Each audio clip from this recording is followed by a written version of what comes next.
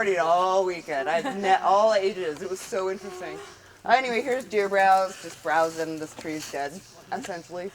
But what is so cool here that I didn't see before, we're at the edge of, so we had the lowland stand. This is part of the stand we started in with the red oak.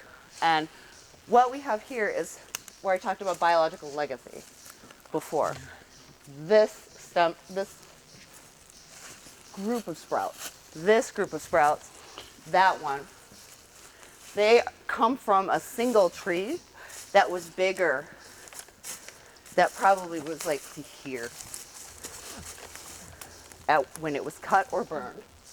Oaks resprout, so do basswoods, and so does red maple will too. But so what we have is this either was cut or burned however long ago, so was that. Probably a fire. They're all about the same age. They're all the same age, the even age stand. Huh. And one of the most common things we see that caused this is Native American burn for game. They burned a lot. Our forests were heavily managed in the Midwest by burning.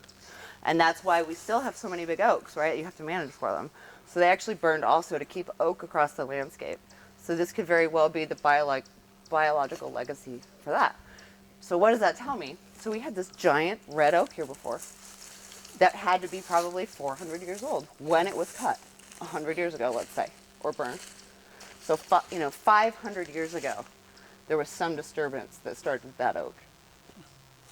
Probably Native American burning. It's just, it's like fascinating to me. So, but again, you see, we've got the oaks in the overstory, and every single little tree is a maple or a beech. Shade tolerant species are going to replace these unless you make room for oak here. So.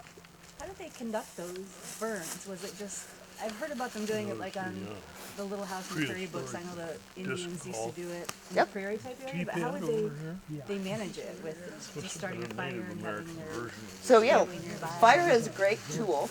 Cutting is one tool, fire is another great tool.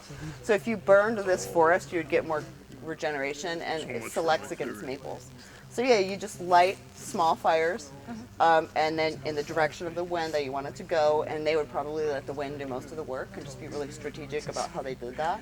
Now we have drip torches where we walk around and like drip fire onto the ground. And so like if we want to make a burn, we'll start with 4 people, and everybody all of a sudden will go start at 4 quarters and just walk around in a circle and burn fire, and that fire will just go from the outsides in and up. It's really cool. These around Duck Lake, because we've got quite a few of these on our property, and they're all about the same age. It's interesting. So it's probably a gigantic fire.